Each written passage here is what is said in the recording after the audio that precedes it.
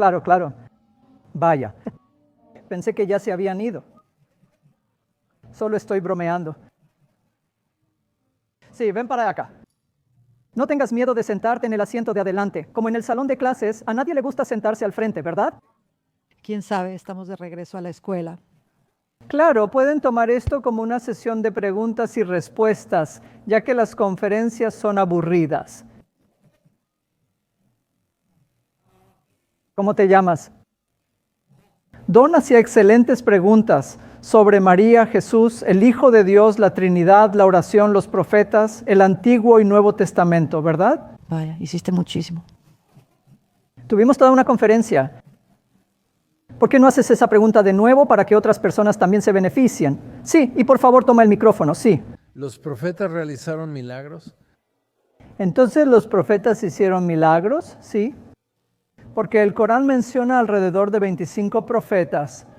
¿Quiénes eran? Los milagros que hicieron, el mensaje que tenían, los desafíos que enfrentaron, una pequeña biografía sobre ellos para que podamos aprender lecciones.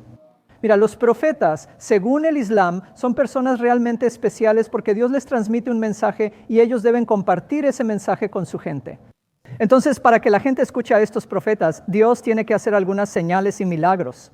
¿Cómo va a escuchar alguien a una persona si es igual que las demás?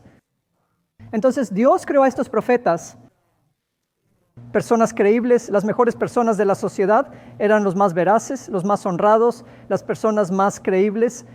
Dios también realizó milagros por medio de estas personas. En el Corán se mencionan muchos milagros atribuidos a estos profetas. Por ejemplo, Moisés partiendo el Mar Rojo también está en el Corán.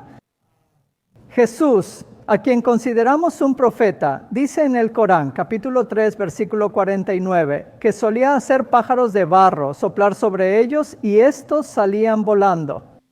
Eso no está en la Biblia, por cierto, ¿verdad? Así que esto sí está en el Corán. También dice que Jesús solía curar a los leprosos, a los ciegos y a los enfermos. En el Corán se menciona que Él resucitaba a los muertos. Pero después de cada milagro, el Corán dice que no es el poder de Jesús, sino que es por el permiso, el poder de Dios. Así que el Corán menciona los milagros de todos los otros profetas. Incluso el profeta Muhammad, la paz sea con él. Pero lo importante es que no empezamos a adorar a esa persona, a ese profeta, a ese mensajero, porque son humanos. ¿Adoramos el poder que está detrás de los milagros? Sí. Así que el Corán también menciona un milagro de Isa, la paz sea con él, que ni siquiera se menciona en la Biblia. ¿Quieres saber cuál es? Además de los pájaros que vuelan. Así que ese milagro es cuando Isa, cuando nació, tenía como 1, 2 o 3 días de nacido. Así que cuando Mariam, la madre de Isa, llevó a Isa con su gente, empezaron a acusarla. ¿Cómo pudiste hacer eso? Ni siquiera estás casada, ¿verdad? La acusan de falta de castidad, inmoralidad y fornicación, todas esas cosas desagradables. Creemos que ella era virgen. Esa es nuestra similitud, ¿no? Así que decimos que ella era virgen y luego cuando llevó al bebé ante la gente empezaron a señalarla con el dedo. ¿No había pruebas de ácido desoxirribonucleico en ese tiempo? Así que ella permaneció en silencio. Luego señaló al bebé Jesús y el bebé Jesús, él empezó a hablar. Oh, Dios mío. Vaya, imagínate eso. Vaya. Él habló cuando era un bebé. Y entonces quizá te estés preguntando, bueno, ¿qué dijo? Está bien. ¿Qué dijo? Tengo hambre. ¿Qué dijo? ¿Verdad? Solo parafrasearé. En inglés te daré la traducción. Esto está en el capítulo 19 del Corán, versículo número 30 en adelante. Así que Jesús mirándolos, ¿verdad? Dirigiéndose a todos ellos, a toda la gente que estaba ahí. María estaba ahí, la gente estaba ahí, cientos de personas. Él dijo que soy un siervo de Dios. Dios me hizo profeta y Dios me dio un libro. Y Dios me hizo bueno con mi madre. Y para orar y dar caridad. Después sigue. Los que oían a Jesús, ¿qué pensarían? Wow, eso fue... Sí. Entonces, lo que decimos es que Jesús fue uno de los profetas en la cadena de la profecía. Sí. Así que profetas que hicieron milagros. Muy bien, adelante. Entonces, ¿qué han discutido allá arriba? Está bien. Oh, ella explicó cómo te conviertes en musulmán. Las cosas en las que debes creer. Claro, me preguntaron cuáles son los fundamentos básicos de la teología. No estoy seguro, uno de ustedes hizo esa pregunta. Está bien. ¿Lo menciono otra vez o ya tienes esa info de arriba? Está bien, puedes entrar, repítelo. Claro, lo mencionaré de nuevo. Bien, es importante. Islam es el nombre de la fe. Entonces, Islam significa que te estás sometiendo a un solo Dios, sometimiento a un solo Dios. Antes, al ir a escuelas y universidades, escuchábamos al profesor. Entonces, una persona que está en la escuela escuchando al profesor, obedeciendo las instrucciones, a esa persona la llamamos estudiante. Y cuando estamos manejando un auto o un autobús en la carretera, obedeciendo las reglas, ¿verdad? A esa persona la llamamos conductor. De la misma manera, lo que decimos es que cualquier persona, cualquier ser humano que diga que solo hay un Dios, que solo va a adorar a un solo Dios, no a ningún humano, ni ídolos, ni animales, ni santos, solo va a adorar a un solo Dios y va a seguir la guía que ese Dios le ha dado. ¿Solo adoraré a ese único Dios? Así que decimos que esa persona, ese ser humano, se llama con la etiqueta de alguien que se somete a un solo Dios. En árabe, eso es Islam. En árabe, la palabra para un creyente que se somete al único creador es musulmán. Así que el nombre de la fe es Islam y a los seguidores se les llama musulmanes. Ahora, esto es algo importante. ¿Están todos de acuerdo en que Adán fue realmente el primer hombre, el primer ser humano? O al menos eso dice la Biblia. El Corán dice eso. Bien, de acuerdo. Si ese es el caso, entonces lo que decimos es que la religión, la guía, fue dada por Dios al primer ser humano y luego al resto de los humanos. Esto significa que la fe no comenzó con Moisés, Jesús, David o Muhammad. La paz sea con él. La fe comenzó, o la guía de Dios comenzó con el primer ser humano. Dios le dio esa guía a él. ¿De acuerdo? Tiene sentido, ¿verdad? Porque Dios no quiere privar a nadie antes de Abraham. ¿Por qué lo haría, verdad? ¿Por qué debería hacerlo? Porque si Dios es un Dios amoroso, un Dios que guía, Él ayudaría a la humanidad desde el primer día. Así que lo que decimos es que la guía fundamental básica que Dios le dio a Adán y luego a Noé y Abraham es que vayan y le digan a su gente que solo deben someterse y adorar a un solo Dios y obedecer la guía que se les dio en ese momento. Y si fallas, arrepiéntete directamente con Dios. Nadie muere por ti, no hay sacrificio de animales, solo arrepiéntete directamente con Dios. Dios puede perdonar los pecados. Si hacen esto, Dios por su misericordia los admitirá en el paraíso. Así que esos fundamentos básicos de la fe, una guía, fue dada a todos los profetas, desde Adán hasta el profeta Muhammad. La paz sea con él. Entonces, lo que pasó en la historia fue que algunas personas se alejaron de este monoteísmo y empezaron a hacer ídolos. Y así fue como la fe del hinduismo fue creada por los humanos, no dada por Dios.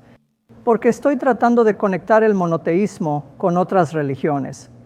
Porque todos estamos de acuerdo en que Dios no daría religiones contradictorias ni contradicciones, ¿verdad? Confusiones.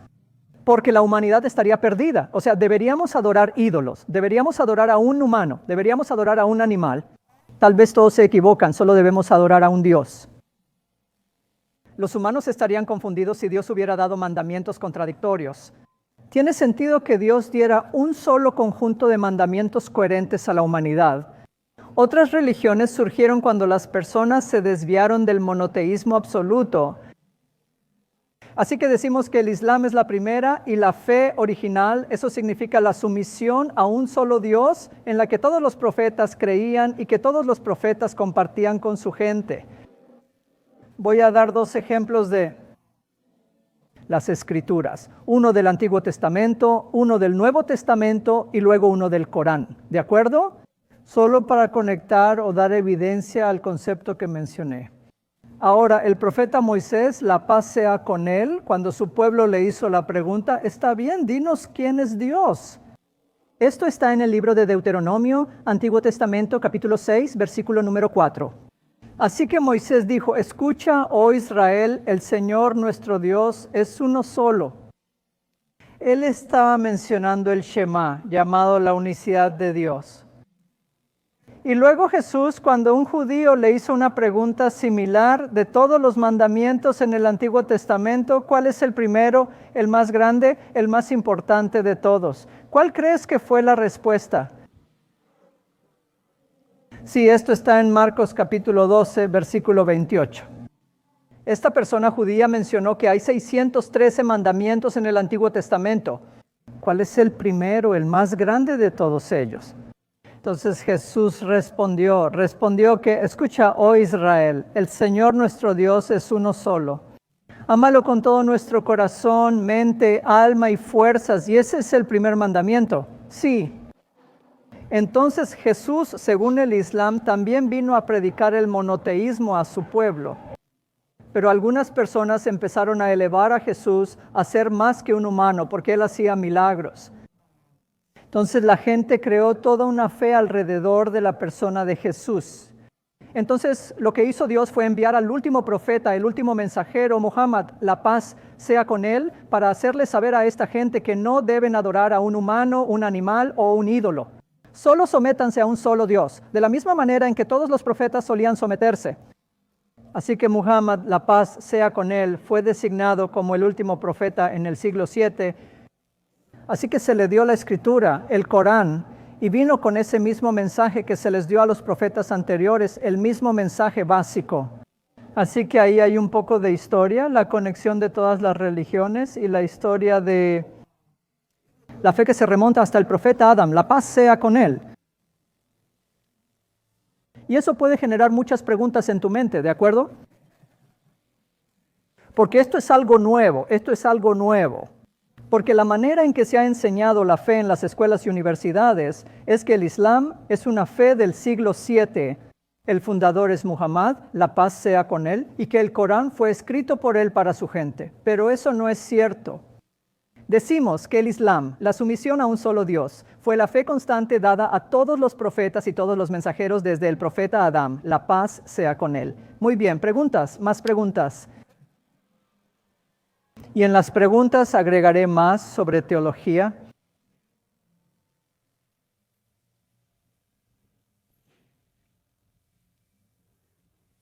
¿Qué piensan que recitan los niños allá arriba? ¿Alguien? Aprendiendo árabe. Sí, están aprendiendo árabe y recitando el Corán. Y algunos de ellos, bueno, cuando recitamos el Corán tenemos que recitar con la pronunciación correcta. Dónde pausar, qué letra prolongar y cómo pronunciarla bien. Eso en sí es un arte. Así que el maestro que está enseñando allá arriba los está escuchando, ¿verdad? Como cuando fuimos al preescolar y kinder empezamos con midiendo las letras y luego combinando las letras, formando palabras y después oraciones. Esa es una parte que ellos hacen. O los alfabetos del árabe, que ahora combinan y pronuncian correctamente. El segundo paso que harían es leer todo el Corán como debe leerse. Esa es la fase número 2. La fase número 3 es la más emocionante. Memorizan todo el libro en árabe. Todo el libro. Esta es una traducción del libro. Esto es solo una traducción. ¿Ves allá arriba? ¿Sabes? Déjame tomar uno. Así que esto está en inglés. Pero el Corán real está en árabe. Déjame agarrar uno. Espera.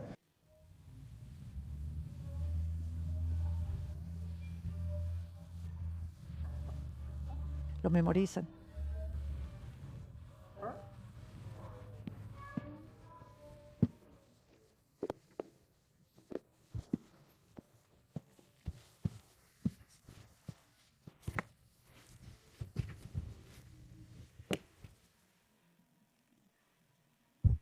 Este no es un libro pequeño. No, no lo es. Piensa en memorizar un libro de cálculo. Hay como cientos de páginas aquí en árabe. Un idioma que tal vez no puedan entender, pero aún así lo están memorizando. Primero lo leerían correctamente y luego lo memorizarían palabra por palabra, pasaje por pasaje. Hay 15 millones de musulmanes en el mundo que memorizan este libro. Oh, Dios mío. Y el resto de los musulmanes memorizan una gran parte, porque en nuestras 5 oraciones diarias no tenemos un libro enfrente ni un aparato. Lo recitamos y lo recordamos de memoria.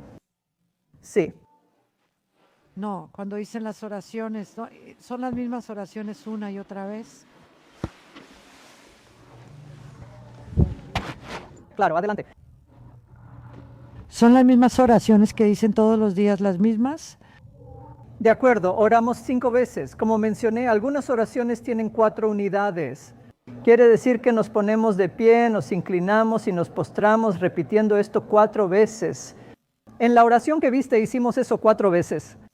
¿Siempre dicen lo mismo? Sí. En algunas oraciones hacemos eso 3 veces, 3 unidades.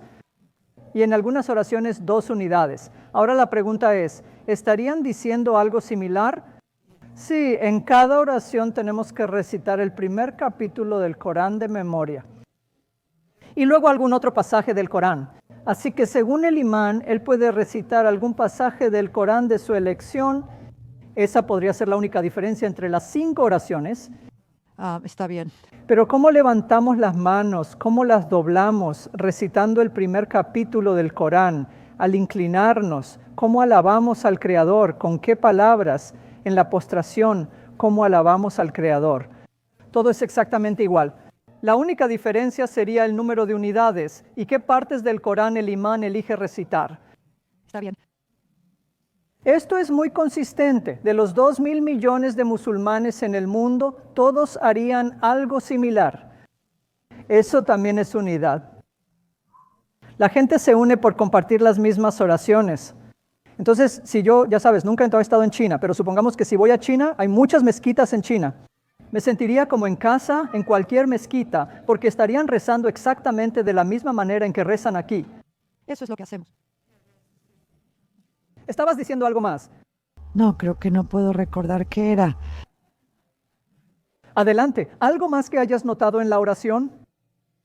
La persona principal. Imam. La imam. Sí, es como, ¿qué fue eso? ¿Alguna vez da una homilía? ¿Una homilía? Como un sermón. Sermón, sí, está bien. Entonces lo que pasa es que igual que nuestros amigos cristianos, ellos tienen un sermón o misa los domingos. Oramos 5 veces. La oración del viernes por la tarde es precedida por un sermón. Está bien. Sí, así que el imán, a veces él, a veces algún imán invitado. Entonces ese imán, él daba el sermón. Y el sermón está en un idioma que la gente puede entender. Tiene palabras en árabe, tiene recitaciones coránicas, pero también tiene orientación del Creador en el idioma de la gente. La mayoría de los sermones en Estados Unidos serían en inglés. Sí, quizá en Francia podría ser en francés. Pero cuando llega la hora de la oración, todos rezamos en árabe. ¿Y qué tal? ¿Tienes que casarte dentro de tu fe? Solo puedes casarte con otro musulmán. Claro, así que para los musulmanes en general deberíamos casarnos solo dentro de la fe. Porque el matrimonio no es solo una construcción social. El matrimonio también es una institución en la que el esposo, la esposa y la familia debemos unirnos para adorar al Creador. Y eso sucede si ambos son de la misma fe. Así que hay un permiso, hay una excepción para los hombres musulmanes de que se casen con una mujer musulmana o con una mujer cristiana o judía, con algunas excepciones.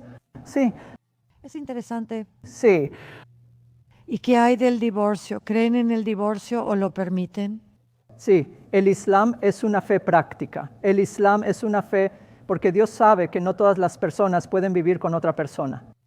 Así que, en lugar de estar en un matrimonio doloroso sin posibilidad de divorcio, el Islam es práctico. Por eso el divorcio está permitido en el Islam.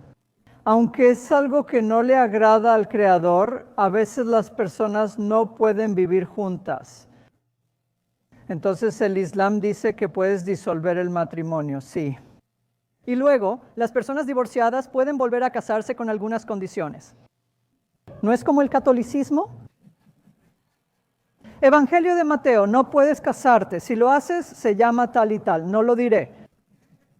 Casados de por vida. Sí, así que el Islam, lo que decimos es que el Islam es un camino intermedio, es un camino moderado.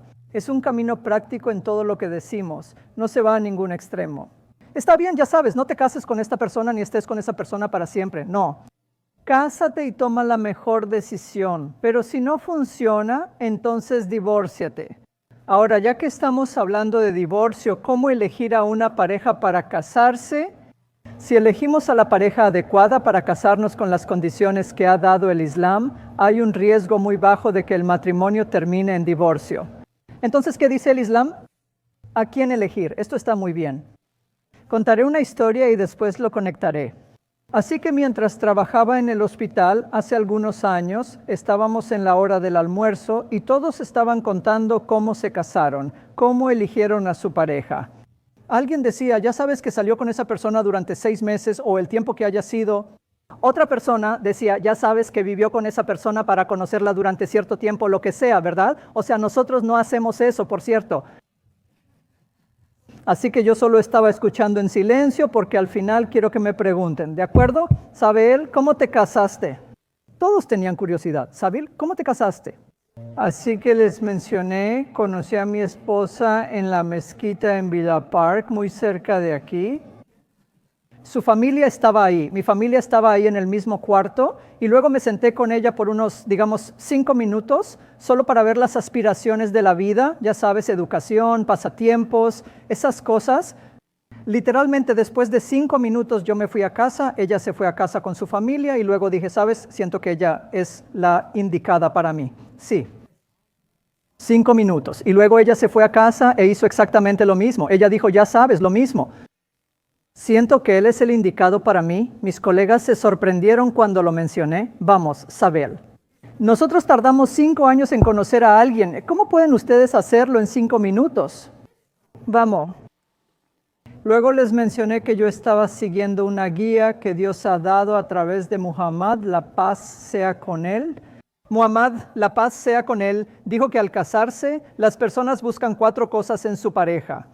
Algunas personas buscan cuán rica es la persona, cuán acomodada es la persona. Luego el profeta dijo que algunos buscan, ya sabes, lo guapa o atractiva que es la persona, sus características físicas. Luego el profeta dijo que algunos buscan el estatus de la persona. Y por último, él dijo que algunas personas buscan cuán piadosa es la persona, cuán temerosa de Dios es la persona, cuán practicante es la persona. Luego el profeta dijo que vayas con esa persona. ¿Sí? Así que yo buscaba esa cualidad en mi pareja. Supongo que ella también buscaba lo mismo, ¿no? ¿Cuánto tiempo tardaron en casarse? Después de esa reunión nos casamos en 3 meses. ¿Para qué esperar? Sí, felices para siempre después de casarnos. ¿Correcto? Sí, también tengo 3 hijos hermosos. Sí. Entonces, lo que estoy diciendo es que en el Islam, en cada guía hay mucha lógica, razón y sabiduría en ella. Cada mandamiento, cada guía. Por esa razón, decimos que el Islam es una forma de vida. Desde que nacemos hasta que morimos y desde que despertamos hasta dormir, sin importar país, sociedad o cultura, el Islam siempre ofrece una guía. Guía minuciosa, guía detallada, ¿verdad? Guía práctica. Así que eso es sobre el matrimonio. Si nos casamos con esa base, eso significa que hay una mínima posibilidad de divorcio. Sí, comparado con este país, ¿verdad? 54%, vamos. Y los niños, ellos sufren. Oh, sí, es cierto. Vecinos en Skokie, Mountain Grove, ya sabes, se separaron y ahora el joven, el niño, ahora va de un lado a otro este fin de semana y el otro fin de semana, vamos, eso es una tortura para cada persona. Sí, claro. Quiero decir, en el Islam decimos que los cimientos de una civilización sana es un matrimonio estable. Así que el Islam enfatiza el matrimonio.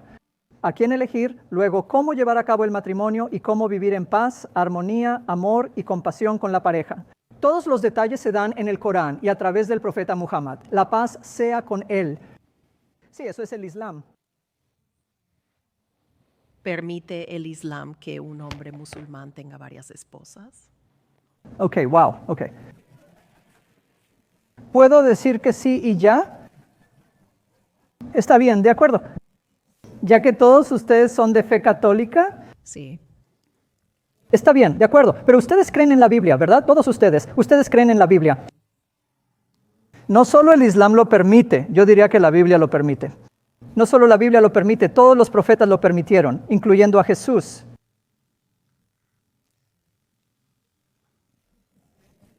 ¿Y tú quieres saber? ¿Quieres saber mis referencias? Si revisas el Antiguo Testamento, Moisés era polígamo. También lo eran David y Salomón. De hecho, dice en el primer libro de Reyes que Salomón tenía 700 esposas. Imagínate eso. Y Abraham, ¿verdad? Abraham, él tenía 2 esposas, 2 mujeres. Así que a lo largo de la historia, Dios nunca ha condenado la poligamia. Ni en el Antiguo Testamento, ni en el Nuevo Testamento, ni en el Corán. Así que en la época del profeta Muhammad, la paz sea con él, la poligamia era una institución en todas las culturas del mundo. Pero lo que hizo el Islam es que la poligamia no tenía restricciones antes de Muhammad, la paz sea con él.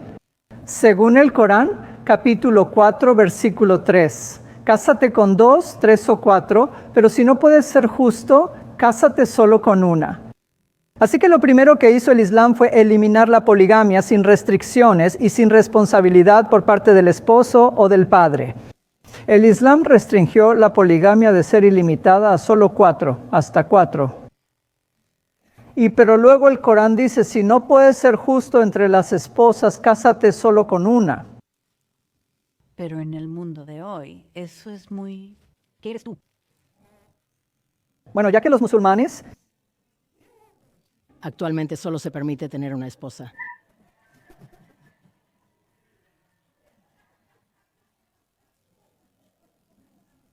¿Sabes qué? En Chicago, hoy en día, incluso en sociedades musulmanas, la poligamia es solo alrededor del 5%, incluso donde está permitida. Como en Arabia Saudita o Pakistán, apenas 5%. Los musulmanes que vivimos aquí, como yo y ellos, seguimos la constitución que permite casarse solo con una. Pero ahora veámoslo de esta manera. Hubo una encuesta en el Chicago Tribune, ¿verdad? En el Chicago Tribune. Y ahí dice que un hombre estadounidense típico en su vida tiene 7 aventuras extramatrimoniales. Amantes, relaciones prematrimoniales, fuera del matrimonio, 7 de ellas. Así que mira, aquí las relaciones son polígamas de todos modos en este país. Lo que dice el Islam es que si te gusta a alguien, si cumples con las condiciones, entonces asumes la responsabilidad al 100%. A diferencia de los hombres aquí, ellos pueden tener una aventura de una noche y desaparecer. La pobre señora, ella tiene que criar al bebé sola, y eso no es justo. El Islam es una fe. Si puedes elaborar sobre el término justicia, la justicia es muy precisa. Podemos elaborar sobre eso. No justicia como que tiene que ser muy medida, justicia, uno en uno, uno y uno. Sí. Correcto.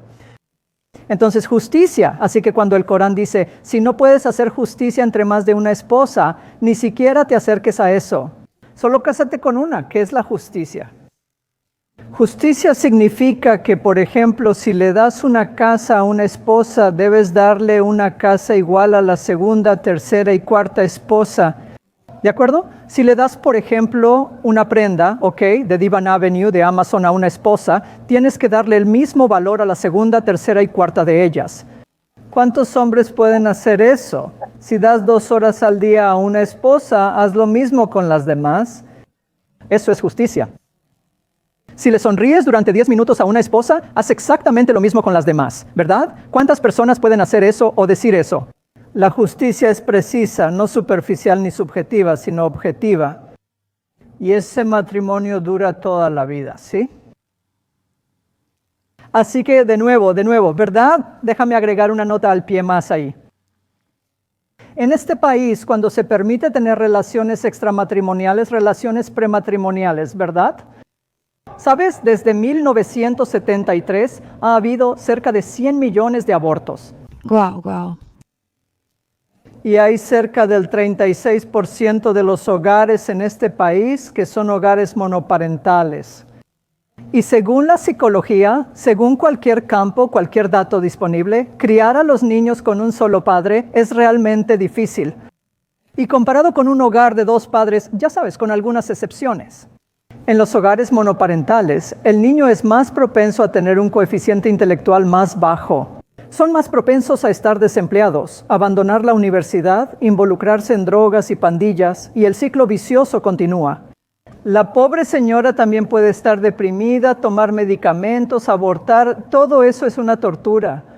Así que la poligamia, con esas excepciones, en realidad a veces es una bendición para la sociedad. Es una bendición para los niños, es una estabilidad para la civilización. Así que cualquier cosa que el Islam haya mencionado, los matrimonios por defecto son monógamos.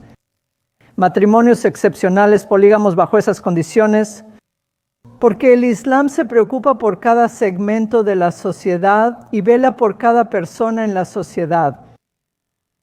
Eso es lo que dice el Islam sobre matrimonios múltiples. Sí. Es una buena pregunta. Se necesita valor para responder esa pregunta. Bien, esa. Adelante, más. ¿Más? Solo quería recordarte que ella tenía una duda en el sótano. ¿Atendiste eso? Pregunté. ¿O ya me hiciste esa pregunta, perdón? Sí, y ella la respondió hermosamente. Está bien. Y tú también lo hiciste. Oh, gracias. Muy bien, veamos. También quiero recordarles que he publicado literatura islámica, la cual es completamente gratuita. Así que hay una traducción del Sagrado Corán y también 50 preguntas importantes, las preguntas controvertidas que la gente suele tener sobre el Islam. Así que eso también está disponible. Y también una pequeña biografía del profeta Muhammad, la paz sea con él, y algunos folletos sobre temas importantes relacionados con el Islam. Así que todo está ahí, todo es gratis, por favor, pueden tomarlo. Sí, antes de irse verifiquen. Y léanlo, ya saben, porque yo como musulmán he leído la Biblia. Siempre digo que soy coleccionista de Biblias. ¿Está bien? Tengo 300 Biblias en mi colección, más que todas las iglesias de Morton Grove juntas.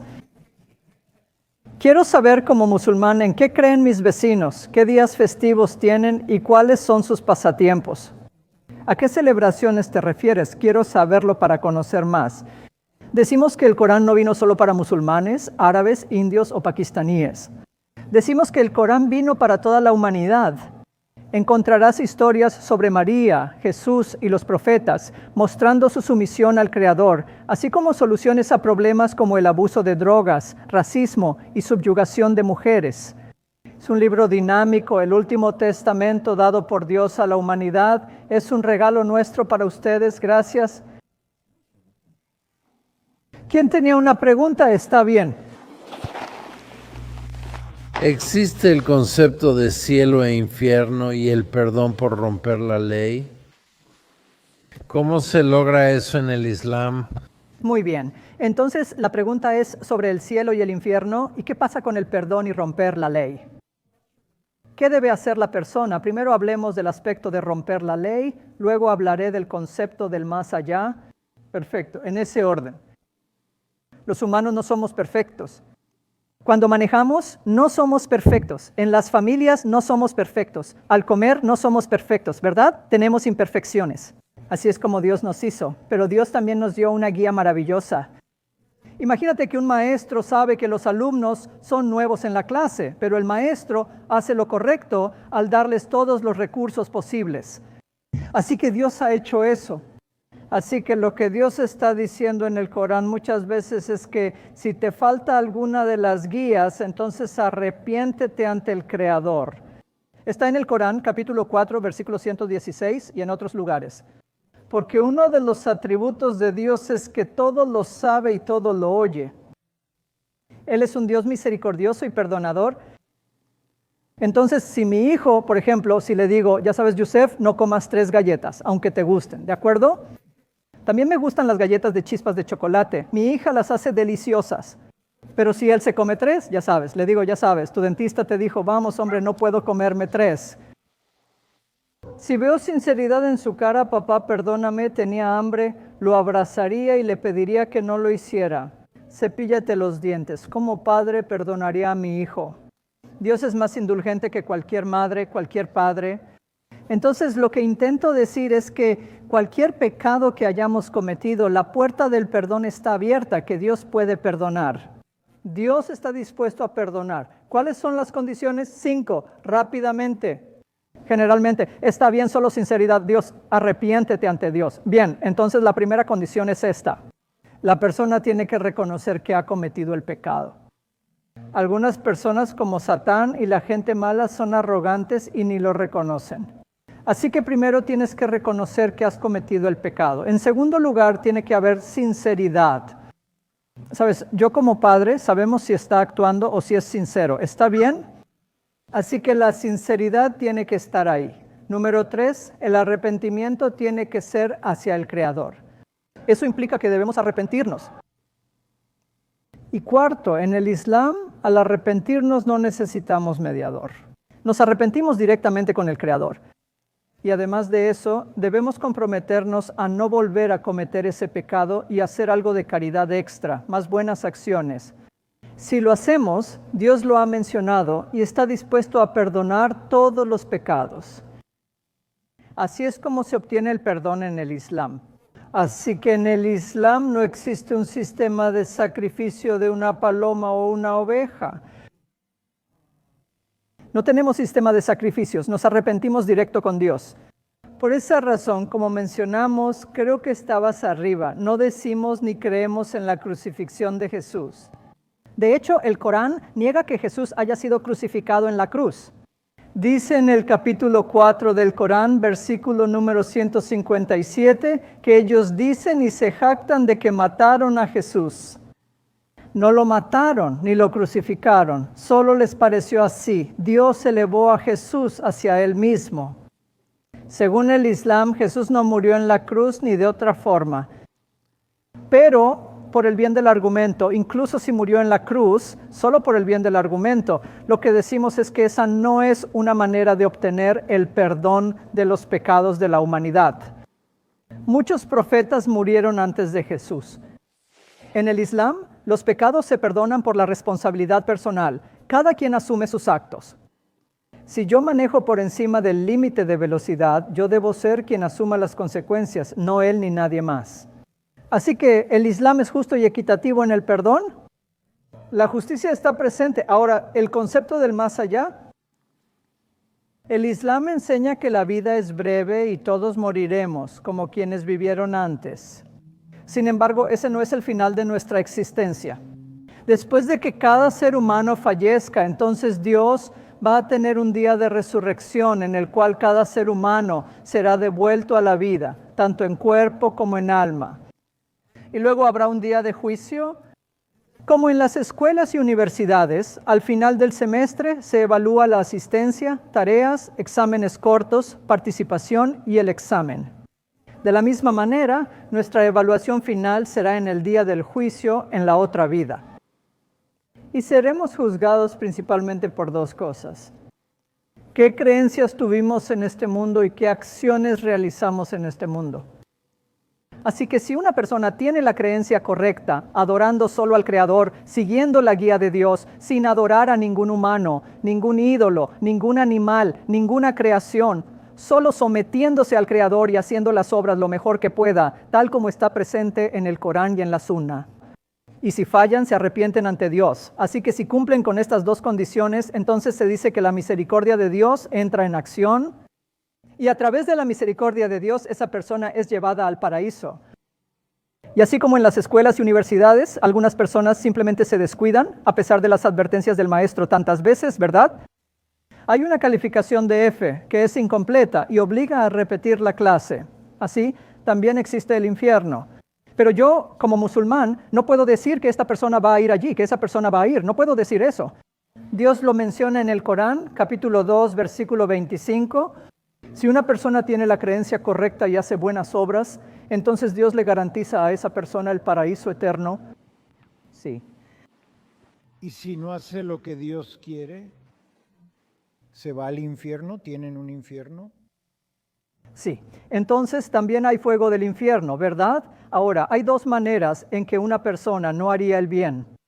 O la persona sabe la verdad de que hay un creador y cree en todos los profetas, incluido el último profeta, Muhammad, la paz sea con él, y cree en el Corán, el último testamento. Si una persona cree en eso y aún así comete pecados, digamos pecados graves, y no se arrepiente de ellos, Si se arrepiente, Dios lo perdonará en la otra vida y esa persona irá al paraíso. Pero si la persona no se arrepiente de los pecados, aunque haya muerto como creyente, eso significa que esa persona tendrá que pasar algún tiempo en el infierno como castigo por esos pecados. Y luego él será sacado o ella será sacada y serán llevados al paraíso. Por esa razón siempre les digo a mis hermanos y hermanas no musulmanes que ya saben, solo tenemos una vida para vivir, así que es realmente importante para nosotros. Solo porque nací supongamos, si yo como nací y crecí en la India, pude haber nacido, ya saben, en una familia hindú, allá una familia budista, una familia siya, cualquier familia. Así que les digo a mis hijos y también a mis amigos, solo porque naciste en cierta familia no significa que esa fe sea automáticamente la fe correcta, porque Dios nos ha dado una buena mente para investigar, reflexionar, educarnos y luego elegir la fe correcta. No podemos regresar a este mundo. Eso dice el Islam. Así que el único pecado, según el Islam, al igual que en el cristianismo, ¿cuál es el único pecado imperdonable? No amar ni adorar a Dios. ¿Hay un solo pecado imperdonable en el Islam, en la Biblia? Todos esos son pecados graves, pero uno es imperdonable, ¿de acuerdo? ¿Sabes cuál es ese? ¿Cuál es el pecado imperdonable en el cristianismo?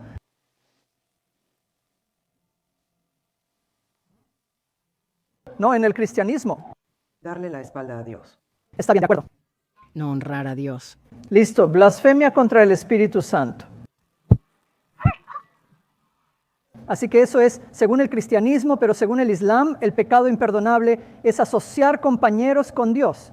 Eso significa creer que hay un Dios, pero luego decir, ya sabes que esta persona también es Dios. Como decir que Jesús es Dios, que Jesús es el Hijo de Dios, o que este animal tiene atributos de Dios, o que este ídolo también es Dios, y postrarse ante Dios junto con esos individuos, o postrarse ante estas otras personas en lugar de Dios. Así que si una persona muere así, sabiendo la verdad, pero aún así no aceptándola y cometiendo esta asociación de socios, ese es el único pecado imperdonable en el Islam. Entonces, ¿eso significa, dice el Corán, que no aceptan otras religiones? Una respuesta rápida es sí. Significa, ¿el Corán acepta otras religiones? Lo que dice el Corán es que solo hay una fe, que es la fe de la sumisión a un solo Dios en árabe, que Dios les ha dado a todos los profetas. Otras religiones, como el hinduismo, se alejaron del monoteísmo y empezaron a tomar ídolos como si fueran Dios.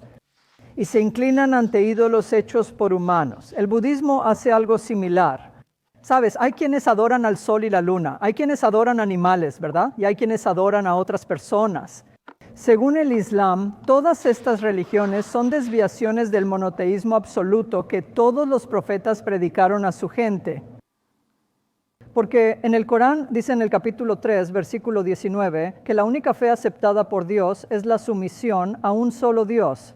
La sumisión a un solo Dios es monoteísmo absoluto. Islam no tomar a ninguna persona ni a ningún animal, ningún ídolo, dándoles a esos individuos atributos de Dios. Así que en muchos lugares sí lo dice, sí. Tengo otra pregunta. El Islam no está de acuerdo o no está de acuerdo con consumir alcohol, ¿correcto? Correcto. Entonces, ¿qué otras adicciones están presentes principalmente en personas musulmanas? Entonces la pregunta es, ¿qué otras adicciones tienen las personas musulmanas? El Islam es una fe que es completa, perfecta y comprensiva, y los seguidores de la fe son imperfectos. ¿De acuerdo? Supongamos, quiero decir. ¿Hay un gran problema de drogas? Entonces, en los países musulmanes, aunque fumar no está permitido, según muchos eruditos, dicen que está prohibido. Eruditos afirman que fumar está muy desaconsejado por sus daños. En varios países musulmanes la gente fuma mucho más que aquí, lo cual es lamentable por la falta de educación. En ciertos países musulmanes podría haber apuestas, aunque el Islam lo prohíbe. En el Corán capítulo 5, verso 90 dice que está prohibido. En algunos países musulmanes, aunque no abiertamente pero en secreto, puede haber alcohol o tal vez algunas drogas, aunque están prohibidas.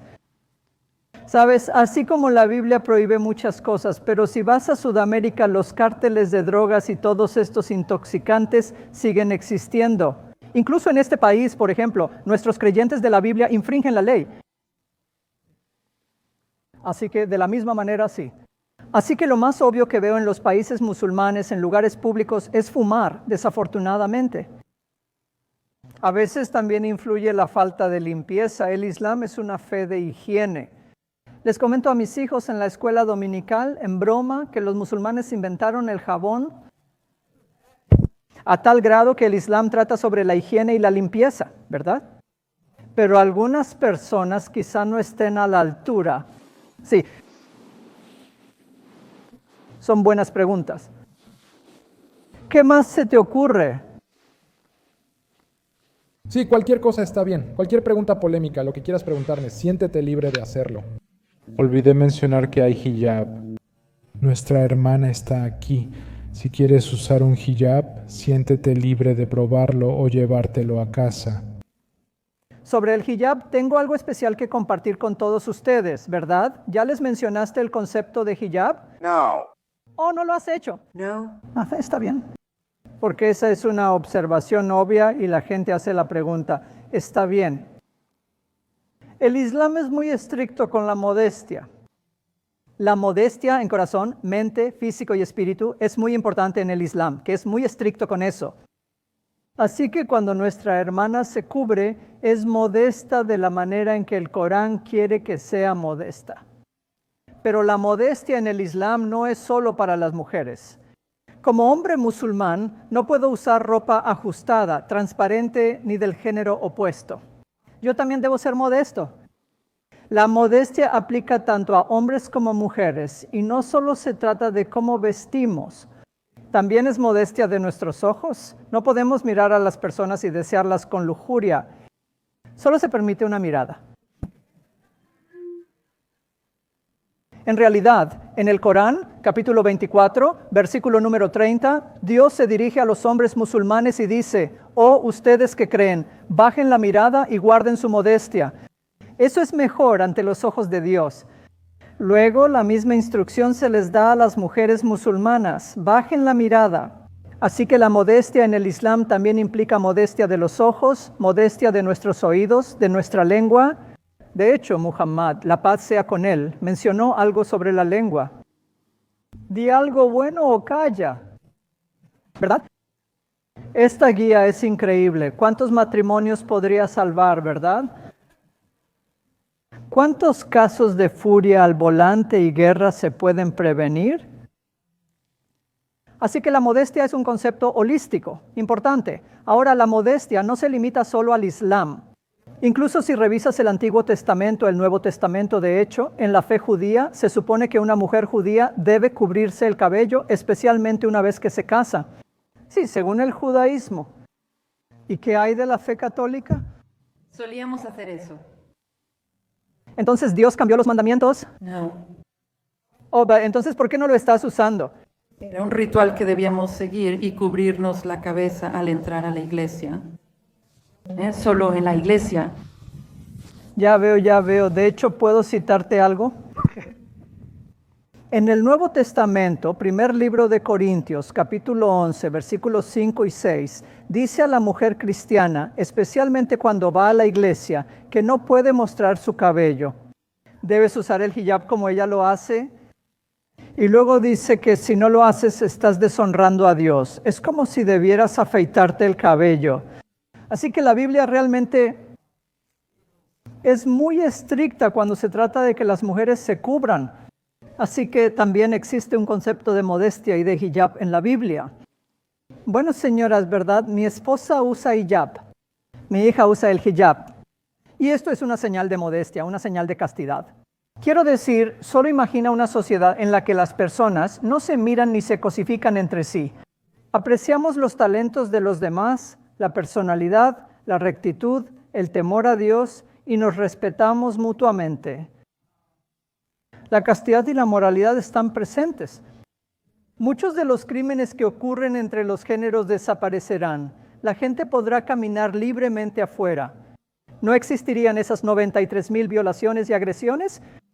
Entonces lo que estoy diciendo es que si una sociedad vive bajo la guía de Dios, será casta, será moral, será respetable, será justa y la paz sería el resultado. Sí, incluso hay orientación coránica sobre la moralidad al usar el hijab. ¿A qué edad las niñas empiezan a usar hijab?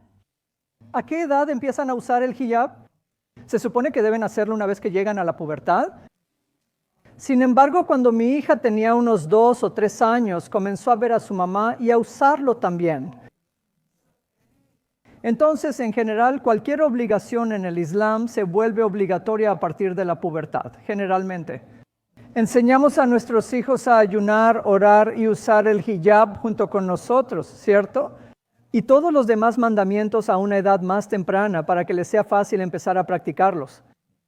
Hasta ahora, ¿cuál ha sido tu opinión? Vamos a escuchar a Kashif, su opinión también. Quiero ver, ya sabes, ¿y tenemos algunas preguntas para ellos?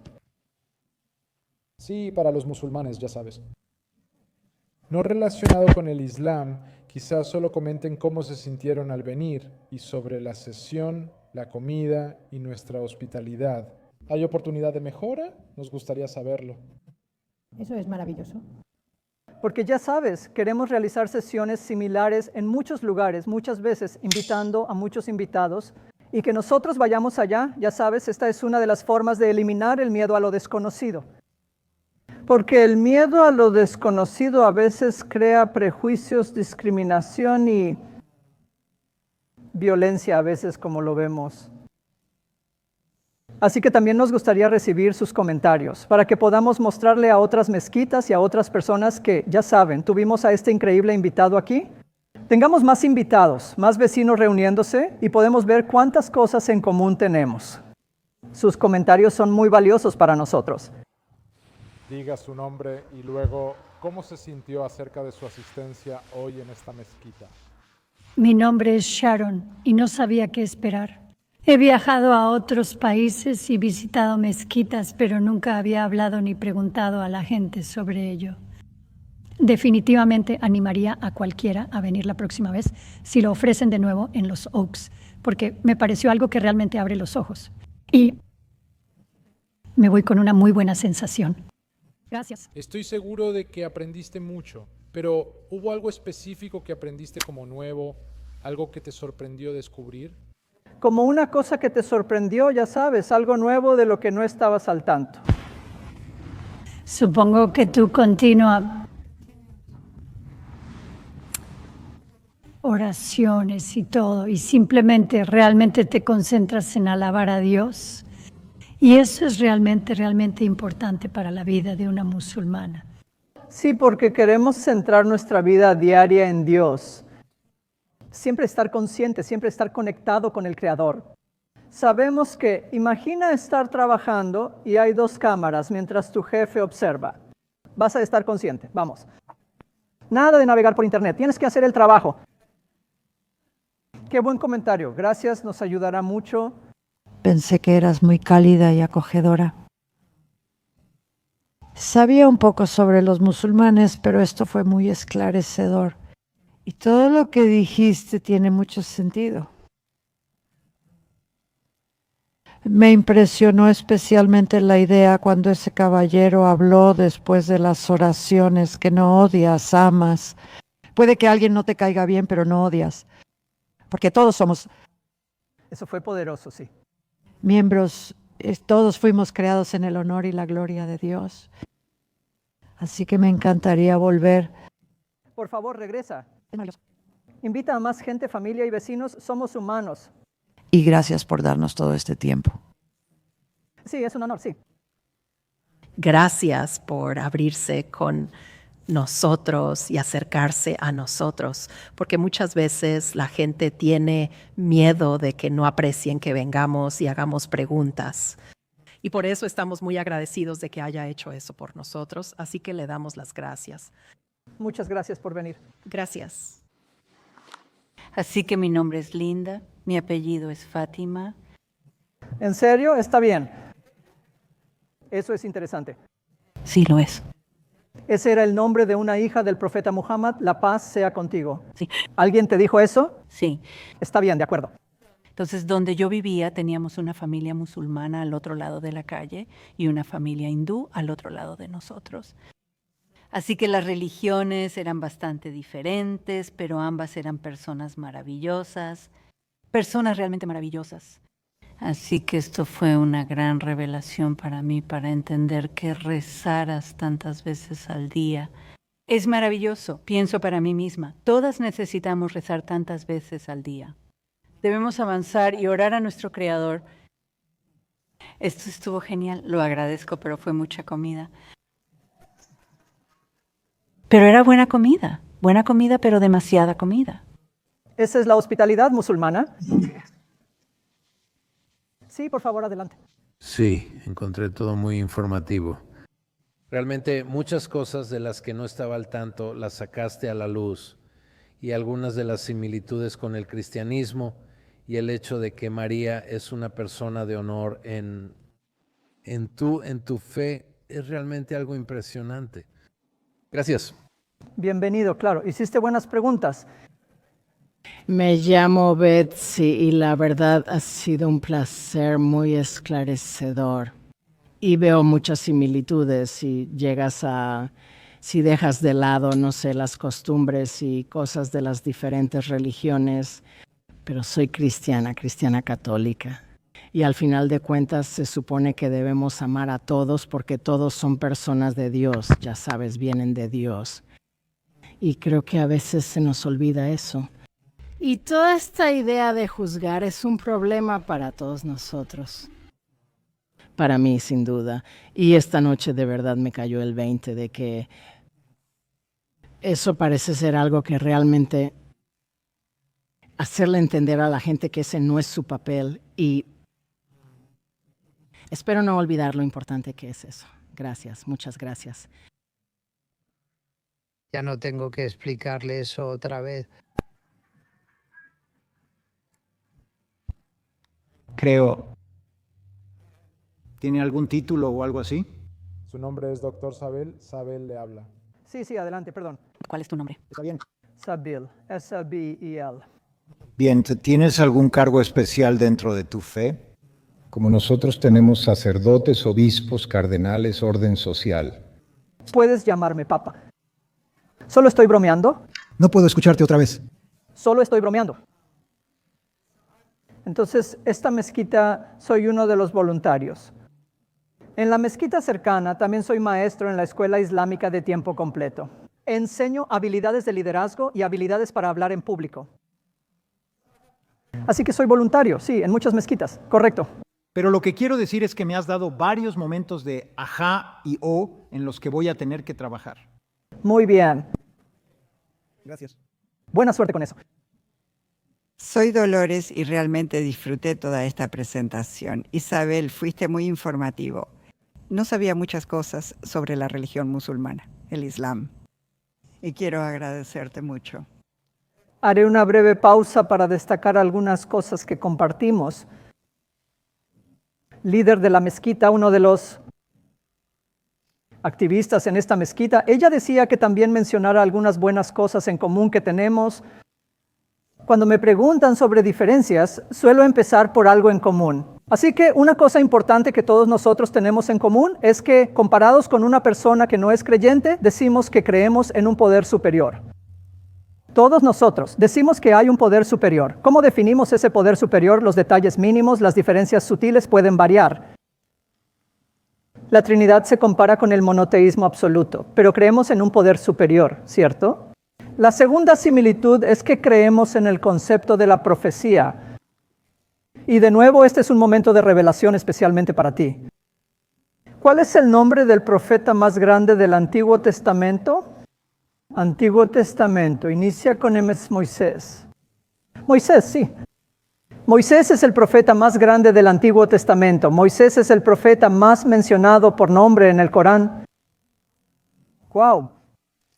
El segundo profeta más respetado en el Antiguo Testamento es Abraham. Abraham es el segundo profeta más citado por nombre en el Corán. Similitudes.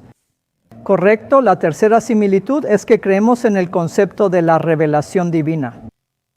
Como la revelación que se le dio a Abraham, Moisés y otros profetas, y decimos que el Corán también menciona que la revelación fue dada a esos profetas anteriores. La cuarta similitud sería que creemos en Jesús y María. Respeto y honor. No puedo ser musulmán si no creo y honro a María la Madre y a Jesús el Hijo. La paz sea con ellos.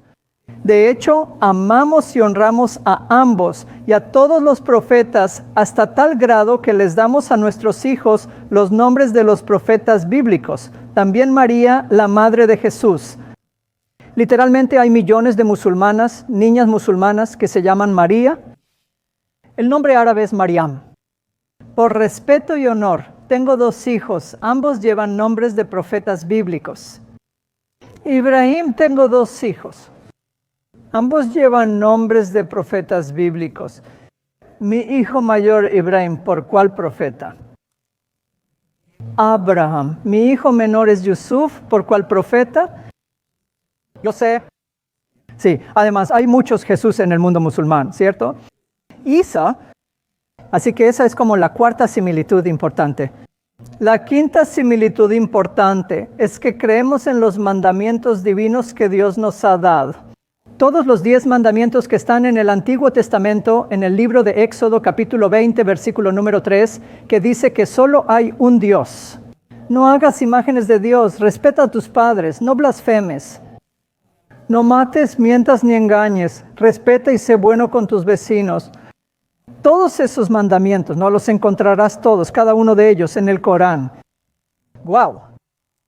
Hay algo en común ahí arriba. La sexta cosa en común es que creemos en el concepto de la otra vida, en el concepto del paraíso y el infierno. Así que diría que sí, hay diferencias, pero también hay cosas en común, porque al final del día Dios le dio revelaciones a los profetas anteriores, así como le dio la revelación al último profeta, el profeta Muhammad, la paz sea con él. Bien. Así que pensé que también es importante que te lleves a casa estas importantes similitudes. ¿Dirías que hay un profeta en la actualidad? Entonces, ¿cuál es la pregunta? ¿Dirías que ha habido un profeta en la actualidad entre nosotros? ¿En nuestra vida? ¿Hay un profeta entre nosotros en nuestra vida o inmediatamente en el pasado o en el futuro? Diríamos que no. El Corán, capítulo 33, versículo 40, dice que el profeta Muhammad, la paz sea con él, es el último profeta. Él es el sello de los profetas, por lo tanto no hay libro ni profeta nuevo. Entonces tu pregunta puede ser, está bien, ¿qué pasa con los problemas del mundo ahora o en el futuro? ¿Quién va a dar la guía? ¿Qué tal un libro nuevo para resolver esos problemas? ¿Qué tal un profeta nuevo para mostrarnos la guía? Lo que decimos es que en el Corán toda la guía y cada solución para los problemas de la humanidad, ya sea ahora o en el futuro, están abordados para su satisfacción. Si las aplicamos, los problemas desaparecerán. Contra el racismo, el juego, la desintegración familiar, el homicidio y el suicidio. Cualquier problema que tenga la sociedad, ya sea ahora o en el futuro, el Corán sí tiene una guía completa, comprensiva, práctica y beneficiosa. Por esa razón, decimos que no se necesita un nuevo profeta ni un nuevo libro. Porque si algo es completo y perfecto, no puedes perfeccionarlo aún más. Pero esa es una buena pregunta de todos modos. Es una pregunta realmente excelente. Entonces creo que todavía tenemos más tiempo, ¿verdad? Entonces lo que pasará es, ¿a qué hora es la oración de Muhuri? 7:50. Sí, entonces lo que podemos hacer es que ahora tendrán tiempo para ir y tomar los folletos y todo eso. A las 7:50 haremos el llamado a la oración. Antes de cada oración hay un llamado a la oración. ¿Alguno de ustedes ha escuchado eso? Sí. Algunos de ustedes, ¿es cierto? Eso es en árabe. El objetivo de la llamada a la oración es que, como en países musulmanes, podamos hacerlo afuera con altavoces. Toda la comunidad sabe que la oración empezará en 10 a 15 minutos. Termina lo que estás haciendo, ven a la mezquita o a donde sea que vayas a orar, Pero aquí no podemos hacerlo afuera. Imagina a las 5:30 de la mañana. Si oyes la voz Allahu Akbar, te sorprenderías. ¿Qué pasa? Alá es el más grande, así que escucharás el llamado a la oración. Y luego vamos a hacer la cuarta oración del día. Y esta oración va a tener 3 unidades. Y la cosa es que va a ser audible. De hecho, vas a escuchar la hermosa recitación del Corán. ¿Sí? Mientras tanto, relájense y tomen los obsequios disponibles para ustedes. Y luego regresaremos aquí para la oración. Oh, está bien, perdón. Está bien. Entonces, en el Islam sí tenemos personas de conocimiento y personas de posición, pero no son análogas al Papa, los obispos y los sacerdotes que tenemos en la fe católica. Así que cualquier persona que tenga conocimiento, esa persona podría ser nombrada como jefe de Estado o califa. Esa persona debe ser piadosa y asegurarse de seguir la guía de Dios. Ellos aplicarán la guía, reglas y soluciones de Dios para la humanidad.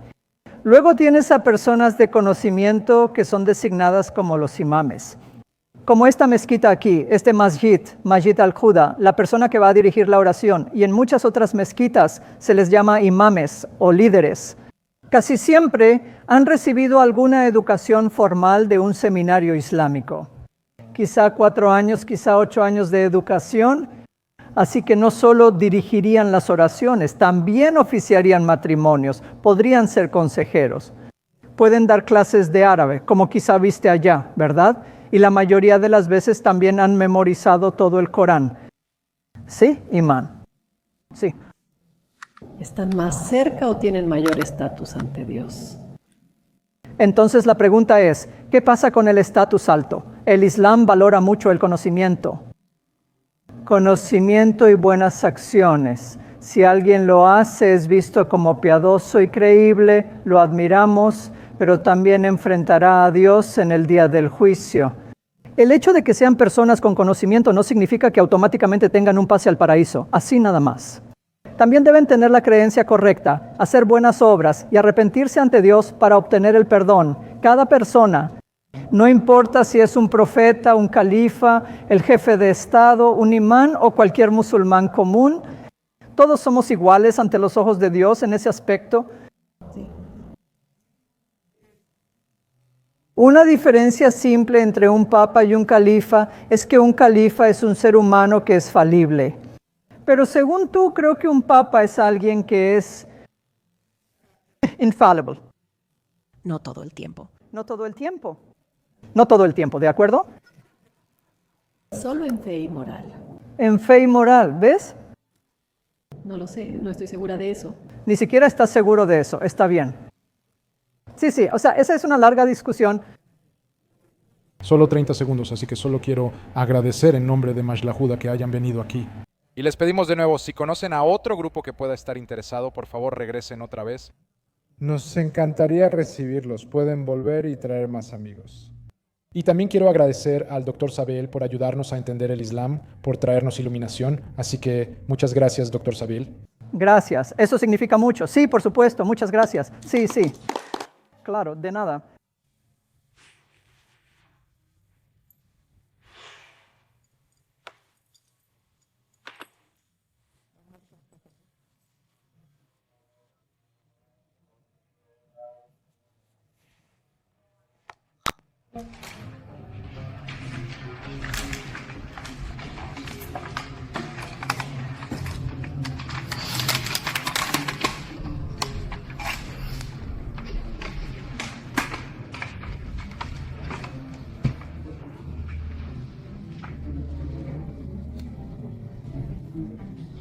La próxima vez que vea a mi amiga te preguntaré.